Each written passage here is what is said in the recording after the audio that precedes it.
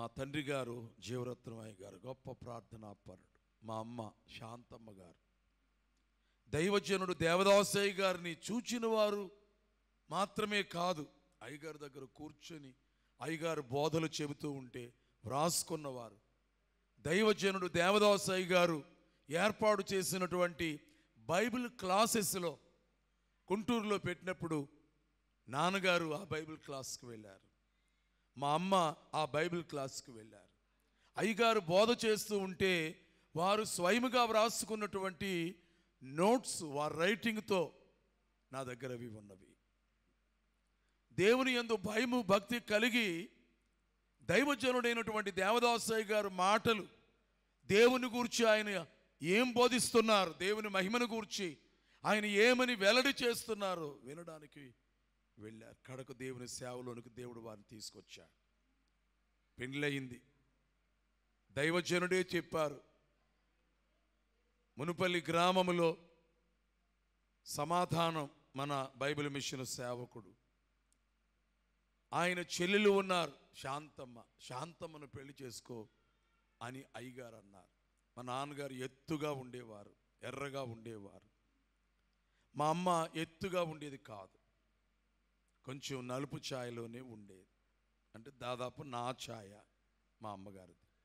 అయ్యగారు చెప్పిన వెంటనే నాన్నగారు దైవజనుని మాటను కాదనకూడదు, అదే దీవెన. ఆ రోజున దైవజనుని మాటను బట్టి ఈ కుటుంబమును దేవుడు ఎంత దీవించాడు. అంతేగాని అయ్యగారు చెబితే చెప్పారులే, మన ఆలోచనకి ఎలా తడుతుందో, లేకపోతే ఎవరైనా ఏమైనా సలహా ఇస్తారేమో వారి సలహా మేరకు వెళ్ళిపోదాం అనుకుంటే కాదు.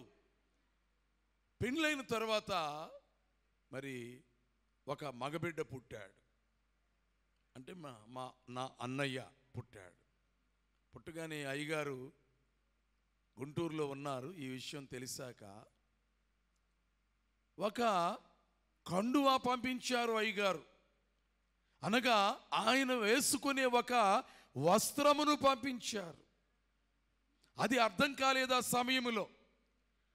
నేను ఇప్పుడు అనుకుంటున్నాను, అది ఒకవైపు ఆదరణ వస్త్రమైనది, ఇంకొక వైపు ఆశీర్వాద వస్త్రమైనది.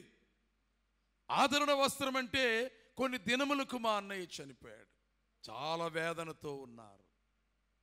అప్పుడు మరల మా అమ్మ నాన్న గుంటూరు వెళ్ళారు, అయ్యగారే రమ్మన్నారు, ఆదరించి నీకు శ్రేష్టమైన కుమారుడు పుడతాడు అన్నారు. ఎందుకు నేను ఈ విషయాన్ని జ్ఞాపకం చేస్తున్నాను అంటే, వస్త్రము దైవజనుడు వేసుకున్నటువంటి వస్త్రము, లేక అయ్యగారికి అన్ని క్రొత్త బట్టలే, ఏ రోజుకు ఆ రోజే క్రొత్త బట్టలు అయ్యగారికి. నేను వేసుకున్న బట్టలు ఇవాళ వేసుకునేవారు కాదు, ఎక్కడివి బజారులోకి వెళ్ళి కొనుక్కున్నవి కాదు.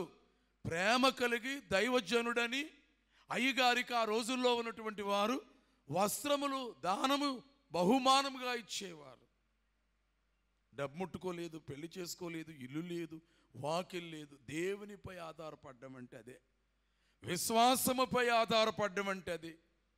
కానీ దేవుడు ఏమీ లేని వానిగా చేయలేదు. కానీ అన్ని క్రొత్త బట్టలు వేసుకోవడం ధనవంతులు కూడా చేయలేరేమో, కానీ దేవుని దాసులు కల క్రొత్త బట్టలు అయ్యగారు పంపించింది. తర్వాత నేను జన్మించాను. ఆ రోజు నాన్నగారు అయ్యగారి మాట విన్నారు, ఒక్కనే కుమారుని మిగిలాను. కానీ ఆ కుటుంబాన్ని దేవుడు ఈ రోజున ఎంత ఆశీర్వదించాడు. దేశంలో ఎన్ని చోట్లకు తీసుకుని వెళ్ళి సేవ చేయించుకుంటున్నాడు, బోధలు చేయించుకుంటున్నాడు, ప్రపంచ దేశాల్లోనికి ప్రయాణములు చేయించుకుంటున్నాడు, ఆరోగ్యం ఇస్తున్నాడు, ఆయుష్కాలం ఇస్తున్నాడు, బిడ్డలందరినీ ఉన్నతమైన విద్యావంతులుగా చేశాడు, విదేశాల్లో చదువుకొని దేవుని సేవ కొరకు ఉద్యోగాలు వదిలిపెట్టి సేవ చేసేవారినిగా చేశాడు. కారణము దేవుని మాట వినుట మేలు, దేవదాసుల మాట వినుట మేలు.